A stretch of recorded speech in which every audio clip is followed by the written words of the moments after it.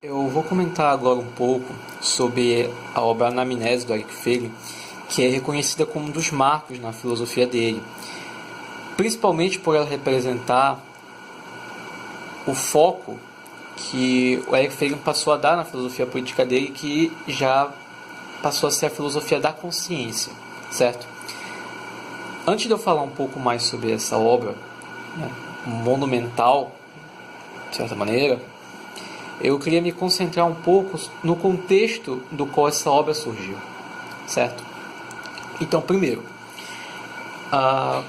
nos anos 40, nos anos 50, o Eric Feiglin estava escrevendo a obra dele, que é a História das Ideias Políticas, que é essa daqui.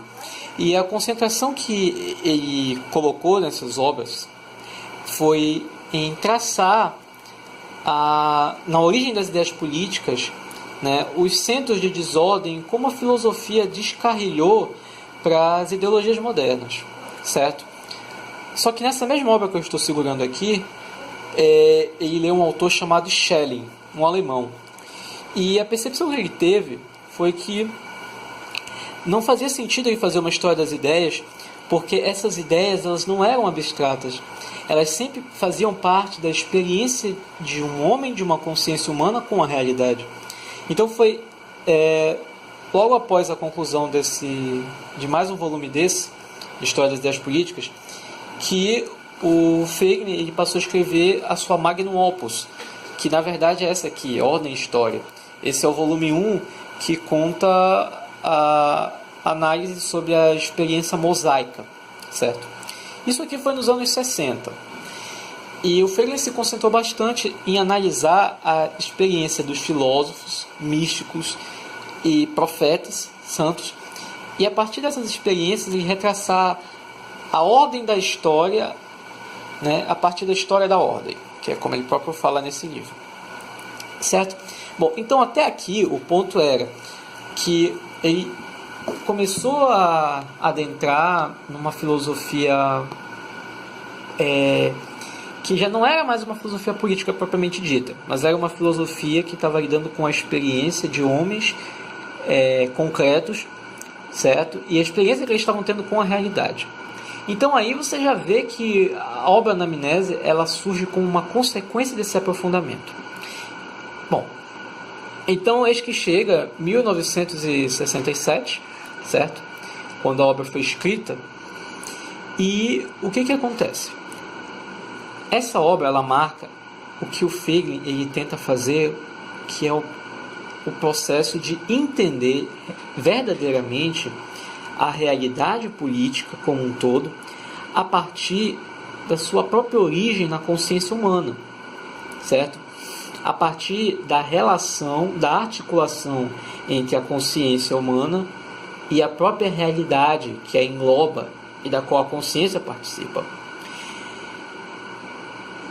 E fazer essa tarefa não é fácil, porque exige de um filósofo conseguir equilibrar na balança uma análise meditativa nas profundezas de si mesmo e, ao mesmo tempo, a abertura do filósofo à própria realidade que o engloba, entendendo a articulação da história com seres humanos concretos.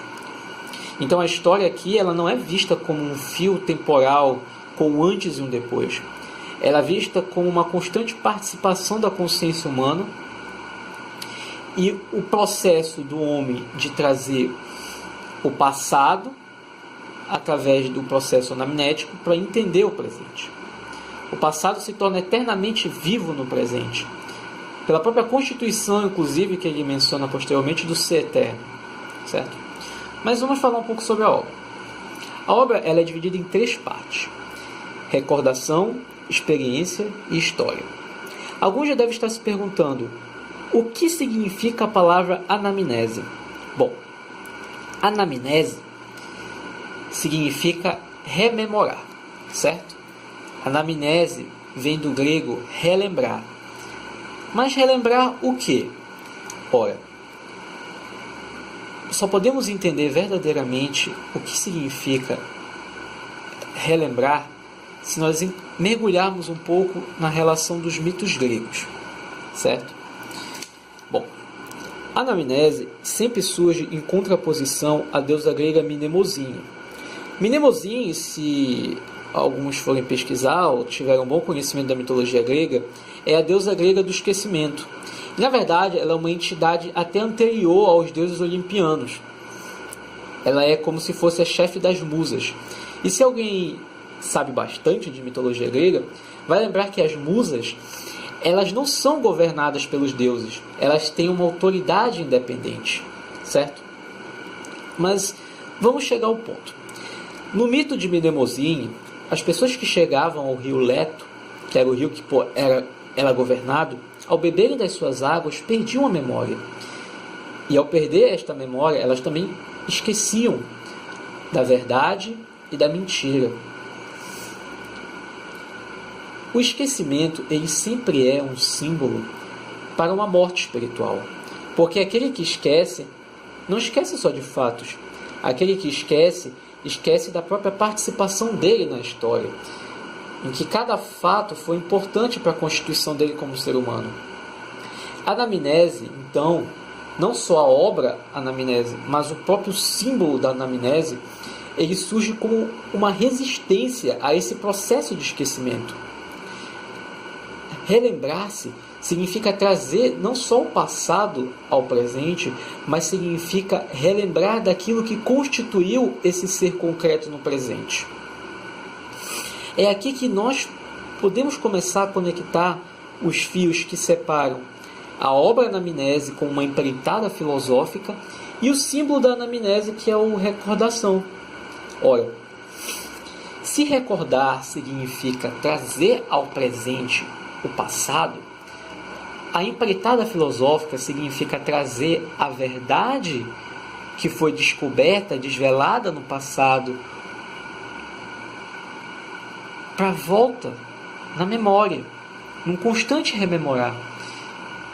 Então a obra anamnese, ela surge como um papel de resistência filosófica ao esquecimento da era moderna às verdades mais fundamentais.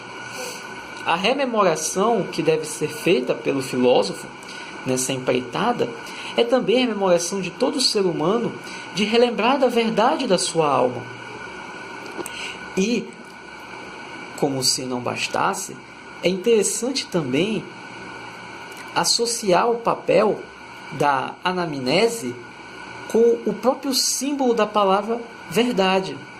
Ora, se alguém sabe um pouco de grego, a palavra aletheia, que significa verdade em grego, significa desvelamento, certo? Desvelar, revelar, que é o que vem à tona no processo anamnético.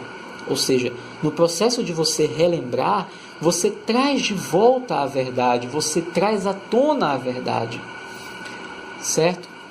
Então, a importância dessa obra do Feiglin é justamente ele colocar na consciência de cada um a importância não da mera recordação, mas aqui a recordação entendida como a partir de você traçar as experiências dentro de si próprio, tanto de ordem como de desordem, para entender quem você é, para entender a sua constituição como ser humano, como participante na realidade, certo?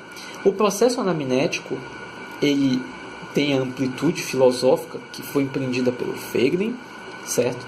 Mas ele também tem amplitude na escala da ordinariedade humana, que é um processo que cada um pode fazer para retraçar as experiências.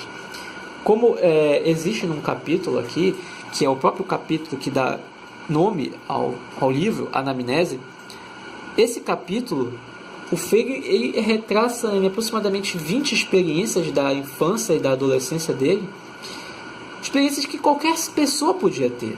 Mas o ponto que ele quer chegar ao retraçar as experiências comuns a ele é o seguinte: olha, todas essas experiências não foram as mesmas que todos os seres humanos tiveram, é verdade, cada um tem uma experiência em particular com a realidade. Mas essas experiências são, em um certo sentido, comuns a todos os seres humanos. Cada ser humano tem uma experiência com a realidade, cada experiência evoca algo no ser humano que, em certo ponto, trará a ordem à alma dele. Então é esse aspecto de universalidade da anamnese na própria humanidade do homem que a torna um processo essencial. E é isso que o Feiglin quer trazer aqui. Porque, como eu já comentei, o foco agora do Eric, nessa obra, é entender a realidade política a partir da própria análise da consciência humana. Ou seja, ele quer entender como a realidade política ela é desdobrada a partir da própria consciência humana, certo? Existem alguns pontos do livro que eu destaquei que talvez seja interessante de colocar aqui, que é como ele fala, para vocês entenderem um pouco o que ele vai abordar nesse livro. A história é o desvelar da psique humana. A historiografia é a reconstrução do desvelar através da psique do historiador. Ou seja, o processo de você entender a história ele está embasado no próprio entendimento dessa alma humana de si próprio e como participante da história. A base da interpretação histórica, como ele fala aqui, é a identificação dessa substância psique alma humana no objeto e no sujeito da interpretação. Ou seja, é você entender que os objetos que você analisa, seja o processo histórico, seja da própria imediatez, eles não são isolados. É sempre uma consciência humana que os interpreta e os intenciona, os dá uma função, certo? Então, entender a análise da história a partir dessa base é fundamental.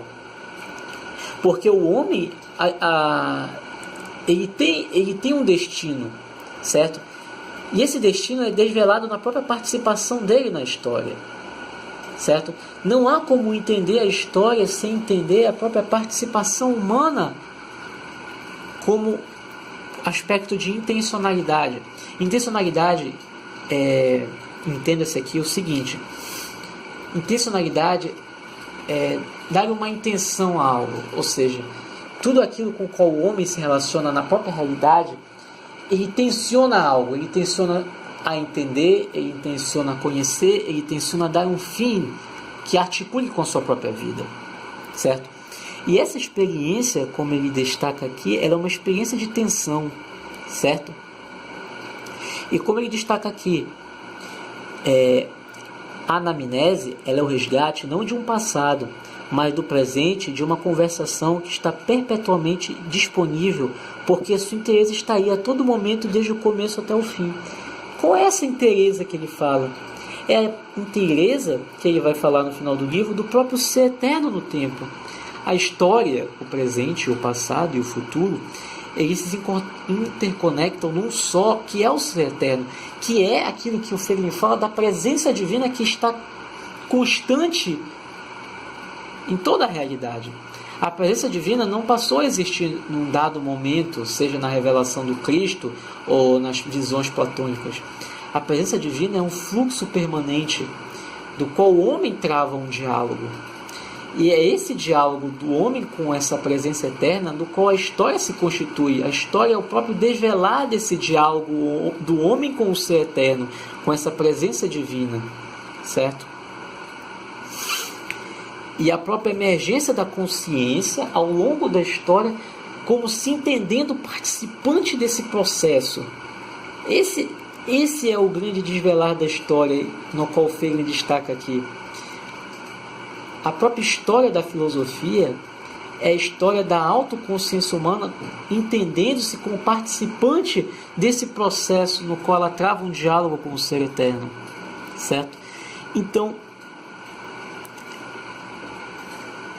nesse livro, já não é possível mais você separar uma análise histórica de uma análise do próprio homem, da própria consciência humana. Os dois estão articulados, certo?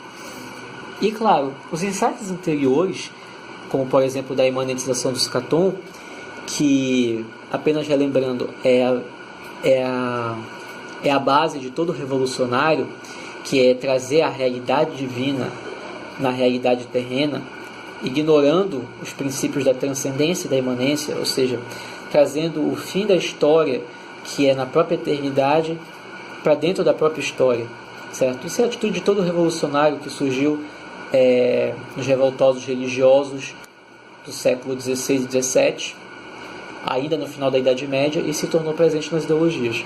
Isso aqui foi visto nas obras da história das ideias políticas dele. O ponto é, esse insight ele não é cancelado. O insight do gnosticismo, como anterior às ideologias políticas, ele não é cancelado nessas fases posteriores do Frege, ele é aprofundado. Aqui o Frege já tenta entender como é possível haver um gnosticismo, como não é possível a própria consciência humana se enveredar para uma coisa dessas. E aí ele entende, olha, o gnosticismo ele é uma das possíveis extrapolações ilegítimas da experiência do ser à ordem do todo em que tais experiências ocorrem. A mudança para a realização intramundana, que é discernível na expectativa medieval de Joaquim Del Fiora, pode ser ainda vista como uma erupção da consciência gnóstica, mas sua fonte já está mais profunda. O impulso gnóstico de fuga e transformação é em si mesmo parte de uma amplitude maior e mal colocada da inspiração transcendente. O que ele quer dizer aqui? Ele quer dizer que o gnosticismo, essa heresia, ela é parte da consciência humana. Ou seja, a consciência humana ela existe numa tensão entre dois polos, que é o polo do divino e humano. E o gnosticismo ele surge como um descarrilamento, um desvio que existe como possibilidade humana. Da mesma forma como o próprio pecado ele existe como possibilidade humana da liberdade, do livre-arbítrio. Essa analogia que eu faço é para entender que o gnosticismo ele não surge em seres humanos especiais, mas ele é uma parte constituinte de todo ser humano que precisa ser equilibrada. Todo ser humano é um gnóstico em potencial se não conseguir equilibrar essa tensão da consciência, certo? Essa tensão da consciência como participante na existência tanto de uma realidade divina quanto uma realidade humana. Então o insight primordial aqui é que o gnosticismo já não é mais só a fonte das ideologias. Ele também tem uma fonte que é o próprio descarrilamento da consciência humana de equilibrar essa tensão. Então aqui, novamente, o ponto é aprofundar os insights que foram obtidos nas suas obras anteriores e colocar eles à luz da própria consciência humana, certo? Alguns pontos em destaque em que ele fala que a recordação é esse processo em que esse conhecimento não articulado pode ser levado até o reino das imagens da linguagem, ou seja, recordação é você trazer à tona não só as imagens do seu passado, mas você colocar uma luminosidade do presente nelas para que elas possam ser compreendidas, certo? O recordar, como ele fala, é a atividade de consciência pelo qual o esquecido, conhecimento latente na consciência, é elevado da inconsciência até o presente da consciência. Aquilo que está no passado, enterrado e muitas vezes sem ser entendido, pode ser compreendido agora à luz do presente, com as novas verdades, os novos insights alcançados e principalmente dar um sentido àquele passado que cada ser humano teve. Aquele passado, ele não ganha só uma luz, mas ele ganha um sentido. A história de cada ser humano, de cada sofrimento, cada experiência humana ganha um sentido quando é tirada dos cemitérios do passado e colocado numa nova luz do presente iluminado pela luz do ser eterno. O fundamento divino, como ele fala, permanece o centro da consciência, certo?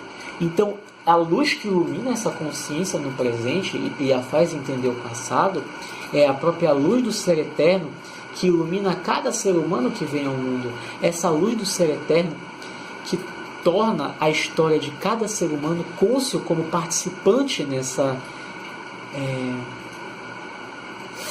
história, nesse diálogo que é travado. A história de cada ser humano é a história de toda a humanidade, de certa maneira. É isso que a gente pode entender, até de certo ponto, como a vida, paixão e morte e ressurreição de nosso Senhor Jesus Cristo. Cada ato ali é, em certo ponto, um ato de toda a humanidade que o Cristo está representando, certo? Então, esse é o ponto principal que a obra do Eric Feiglin vem trazer. Alguns capítulos que eu queria deixar destacado é o capítulo da teoria da consciência, em que ele vai entender, analisando um pouco sobre o que é essa consciência humana, o que a gente quer dizer quando fala de consciência participando na existência. Então aqui ele vai entender, vai analisar um pouco as teorias da consciência, vai entender a consciência como se fosse um fluxo de participação e não uma entidade, certo? Ela não é um objeto, mas ela existe sempre como uma participação, certo, do homem na realidade divina. É muito interessante esse capítulo, embora um pouco pesado, porque ele vai criticar as análises da consciência humana, principalmente de Rousseau, certo? Que fala um pouco da consciência como intencionalidade. É um capítulo interessante, mas é bem pesado, certo? Existe o capítulo da historiogênese, em que ele vai analisar um pouco sobre a própria origem da palavra história, no qual ela se articulou. Então ele faz um pouco da análise dos mitos judaico-cristãos, certo? Um dos capítulos mais interessantes para quem estuda direito é o capítulo Justo por Natureza, ou, no grego, Physei Dikaion. Physei Dikaion, acho que é isso. Nesse capítulo, o Feiglin analisa a origem da própria justiça na natureza humana, certo? É aqui em que, digamos assim, ele alfineta os normativistas, aqueles que defendem o direito normativo, no qual ele vai mergulhar na própria origem do símbolo justo por natureza que surge em Aristóteles.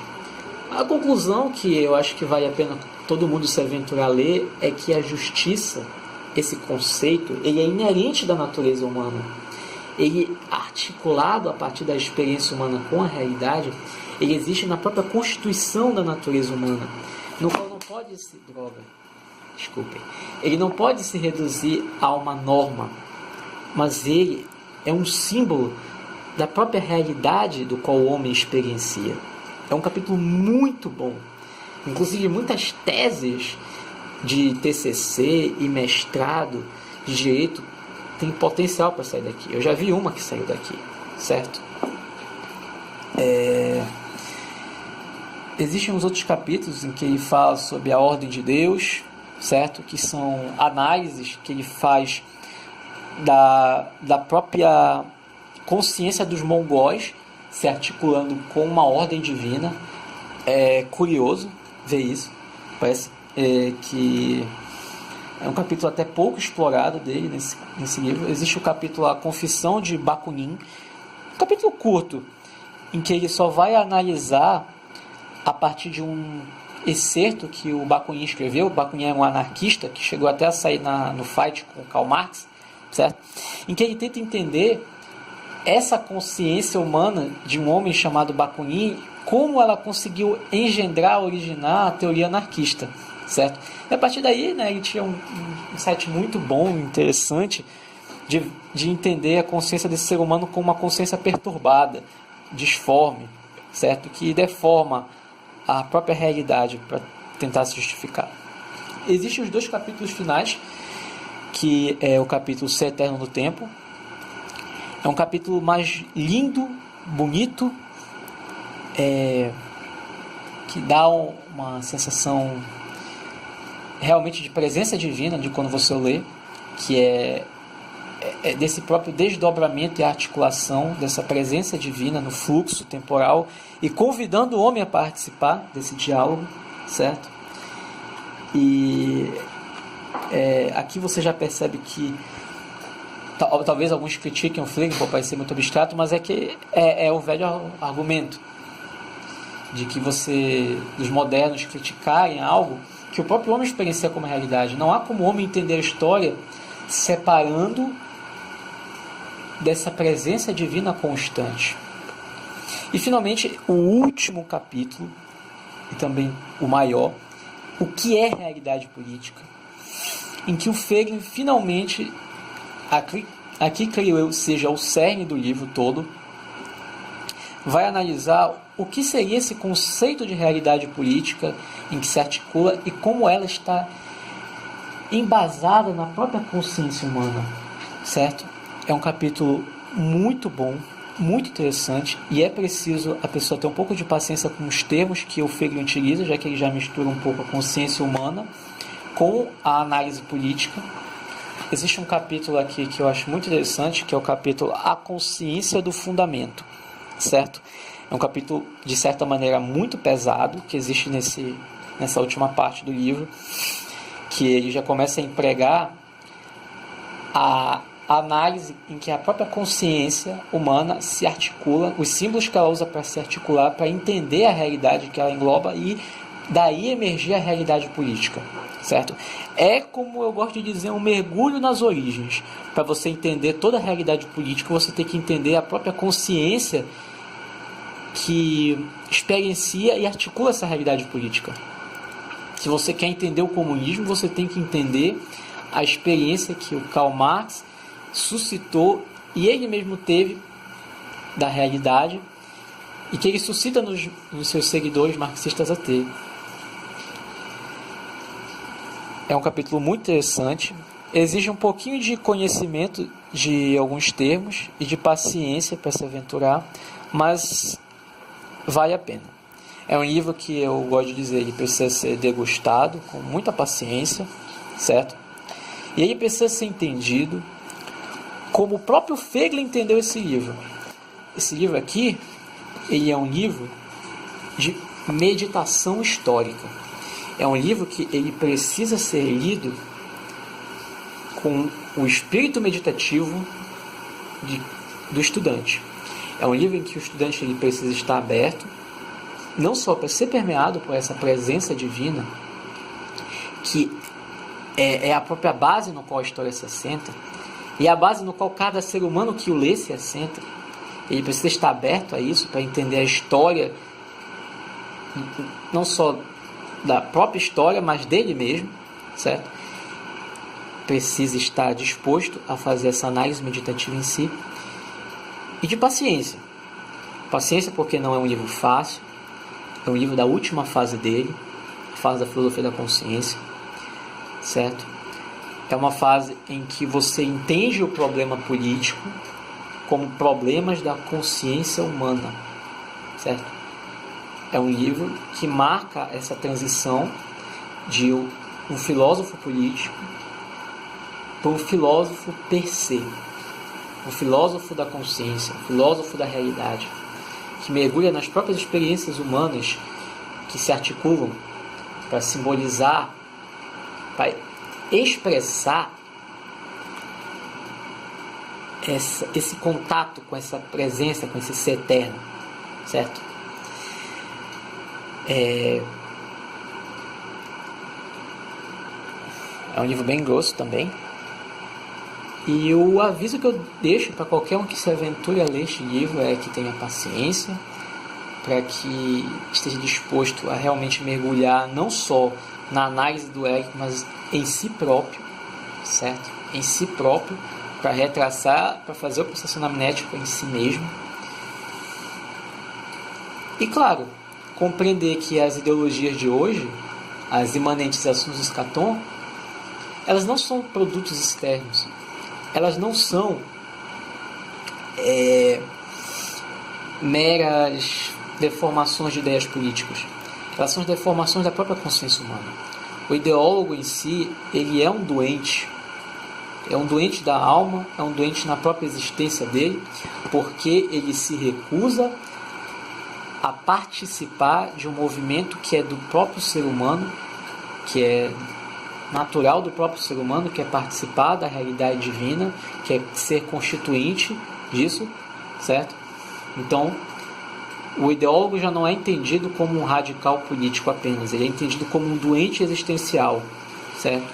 Que em artigos posteriores do Feiglin, ele passa a analisar até com um pouco mais de detalhe, está engendrado, como ele até deixa evidenciado aqui em um capítulo desse livro, no próprio descarrilamento dessa consciência humana. Quando essa consciência humana recusa-se a participar como um parceiro de Deus na história, quando essa consciência humana recusa esse papel de participar, certo, na existência, como um ser espiritual, como um ser aberto ao absoluto, e se fecha em sistemas, em ideologias, em doutrinalizações, ela está deformando a si próprio, o meio que ela se encontra, e também, em um certo sentido, se condenando à morte. Porque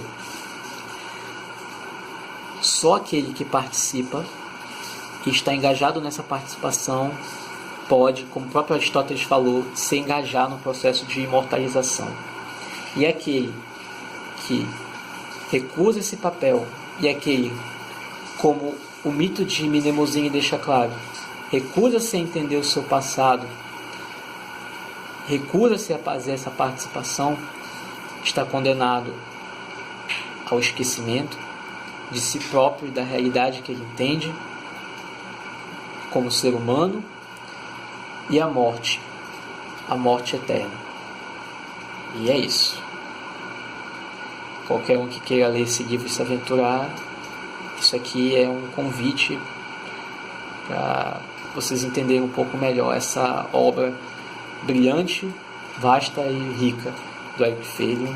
E claro, entender que ela sempre está conectada com uma experiência meditativa do próprio filósofo e do próprio ser humano, em relação com esse ser divino, com esse fundamento divino que nós chamamos de Deus. E é isso aí, muito obrigado pela atenção.